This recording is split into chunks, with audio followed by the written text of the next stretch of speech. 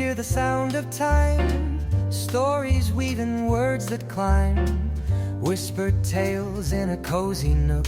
Welcome to the magic of every book.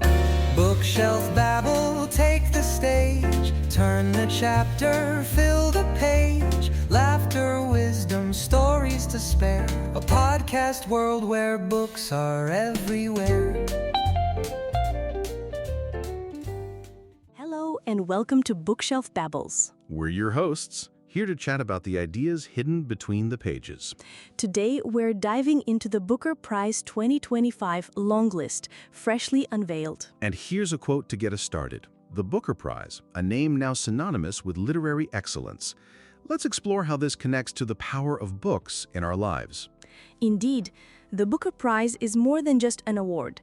It's a strategic cultural intervention designed to invigorate the reading and discussion of contemporary fiction in the Anglophone world.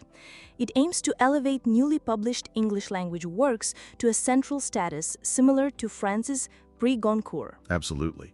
And this year's long list, announced on July 29, 2025, features 13 superb works of long-form fiction chosen from over 150 submissions. It truly boasts an international flavor, with authors representing 4 continents and 9 countries. What a diverse literary feast. It really is.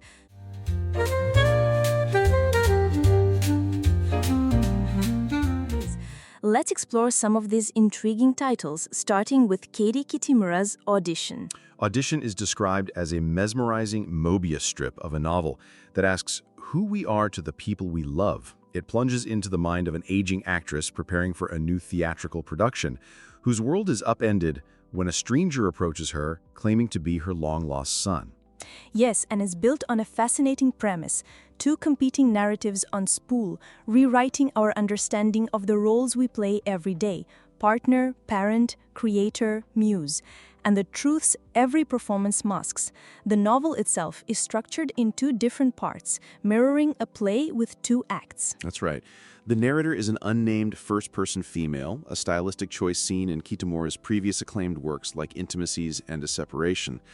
The prose is often described as spare yet exacting, subtle and dazzling, electrically charged with questions about identity. Is the character a wife-mother actor or just a wife actor? Next, we have Maria Reva's Endling. Endling is a brilliant meta-fictional debut novel from a Ukrainian-Canadian writer. It follows Yeva, a misanthropic biologist who drives a camper van across Ukraine, dedicated to rescuing endangered snails, especially endlings, the last living members of their species.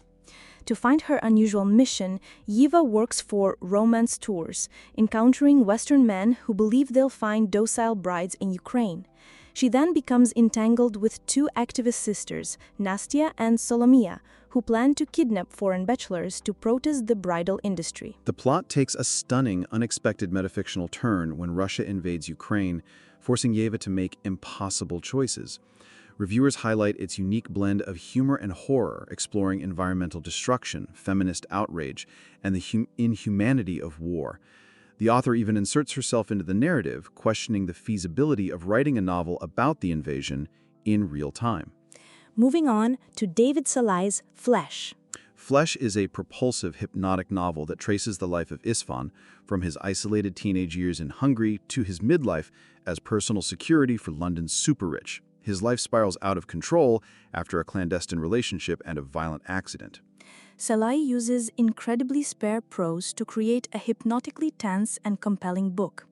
Istvan is often portrayed as a calm, detached observer of his own life, a passive character who is acted upon rather than acting. It explores themes of masculinity, class, and the tension between love, intimacy, status, and wealth. The title itself is multifaceted, hinting at the carnal aspects of Isfan's life, his physical existence, and how his body and interactions often precede his own understanding. We're now looking at Fleshlight by Susan Choi. Flashlight is a monumental new novel that traces a father's disappearance across time, nations, and memory. It begins with 10-year-old Louisa found on a beach, barely alive, after a walk with her father, who subsequently goes missing. The novel spans decades and continents, exploring the shockwaves of one family's catastrophe as they are swept up in the invisible currents of history. It delves into the historical tensions among North and South Korea, Japan, China, and the US, showing how geopolitics can crush a small family. Choi's work delves into themes of family, loss, and the ways in which identity is shaped by what we cannot see. The characters are often defined by the secrets they keep and what they do not say. The title Flashlight itself serves as a metaphor for secrets kept, things unseen, and understanding that only comes when darkness is vanquished. Let's move to Claire Adams' Love Forms. Love Forms is described as a tender and powerful story that begins in Trinidad in 1980. It follows 16-year-old Dawn Bishop, who travels to Venezuela to give birth and leave her baby for adoption. 40 years later, living in England, Dawn is still haunted by the child she left behind and begins a search for her long-lost daughter. The novel delves into profound themes of motherhood, family relationships, identity, and belonging across continents. Adam demonstrates remarkable skill in constructing a narrative that moves fluidly between past and present, allowing Dawn's memories to surface organically.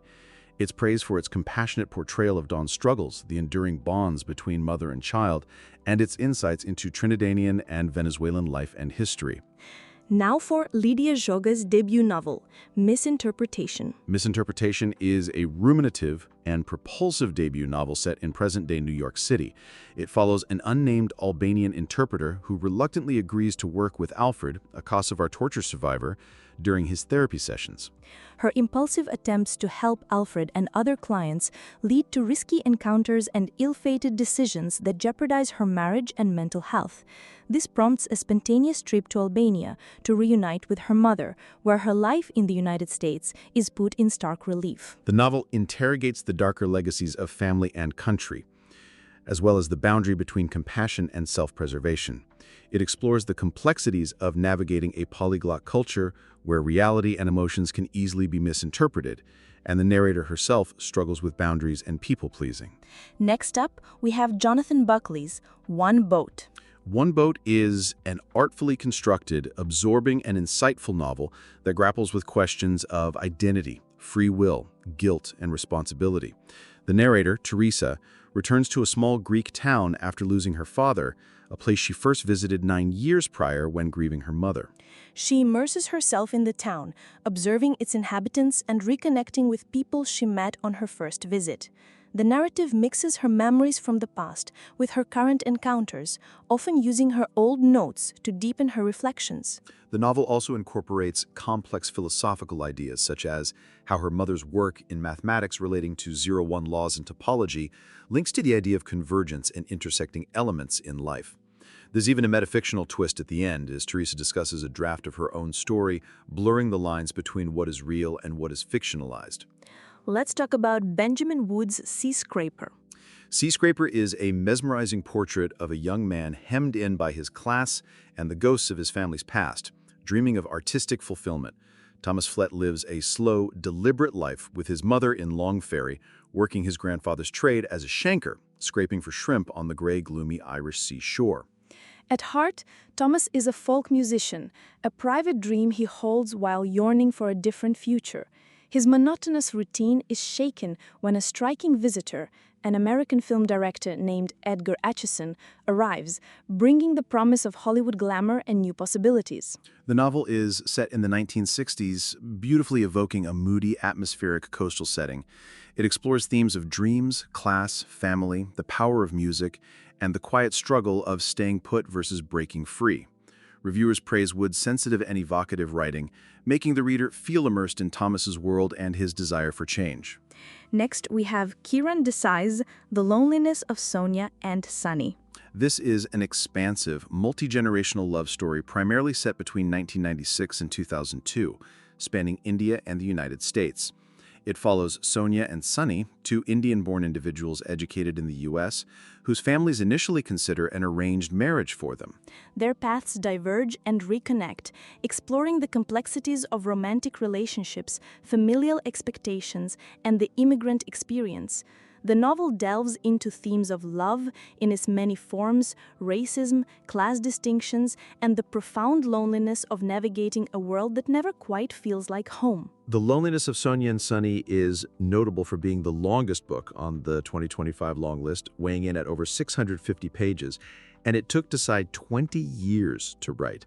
Reviewers call it a brave literary novel written on an epic scale, offering a sweeping yet intimate narrative that is rich in ideas and even devolves into the surreal at times. And now for Ben Markovitz's The Rest of Our Lives. This road trip novel explores the challenges of getting older and the complexities of long-term marriage. Tom Layward, a middle-aged father, embarks on an unplanned journey westward after dropping his youngest daughter off at college. Tom is running from unresolved trauma from his wife's affair, a struggling marriage, and a mysterious health condition. His journey to visit old friends and family becomes a profound exploration of midlife transitions, mortality, and the enduring nature of love. The novel is narrated by Tom in a stream of consciousness style, offering a deep insight into his thoughts and grappling with male mental health and loneliness. Reviewers praise its sincerity and precision, noting how it uses the smallest parts of human behavior to uphold bigger themes. Lastly, Tasha was The South. The South is the first book in a planned quartet, offering a portrait of the Lim family navigating change in late 1990s Malaysia. When his grandfather dies, Jay travels with his family to a dilapidated inherited farm, exposing deep-seated tensions within the family. For their son, Jay, it becomes a journey of self-discovery as he explores his queer identity and newfound freedom away from rigid family expectations. The novel explores desire, inheritance, and a yearning for self-determination against societal and familial pressures. Despite being a relatively slim novel, The South tackles significant themes like racism within Malaysia and intergenerational conflict. It's described as a quiet book, where subtle shifts in characters' thoughts and emotions are beautifully rendered. The writing is noted for its ability to hit faint, light, nostalgic, and heavy registers. Finally, Natasha Brown's Universality. Universality delves into truth and power, starting with a brutal bludgeoning on a Yorkshire farm during an illegal rave. An ambitious young journalist connects an amoral banker, an iconoclastic columnist, and a radical anarchist movement, but her viral exposé raises more questions than it answers. Brown uses a voyeuristic lens to examine the power of words, what is said, how it's said, and what is truly meant, within a society shaped by economic, political, and media control. The novel features multiple perspectives, with each character seeing themselves as the victim, challenging the reader to sift through conflicting versions of truth.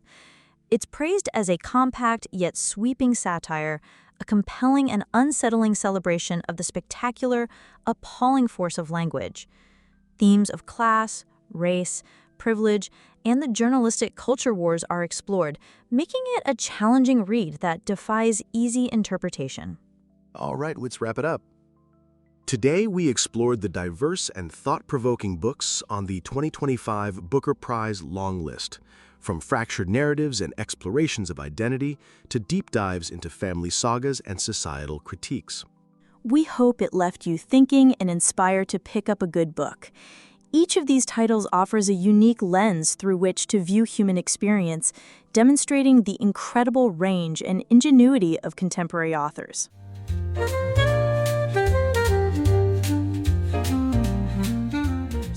Just a quick note, this episode was fully generated with the help of AI tools. But every detail was crafted with care by the creator of this podcast, Yevgeny Slizh. If you enjoyed today's episode, please like, subscribe, and leave a comment. Your feedback helps us improve and bring you even better episodes. So pull a chair and bring your ear. Bookshelf Babble is right here. Through every genre, chapter, and hook, we're talking life one book by book.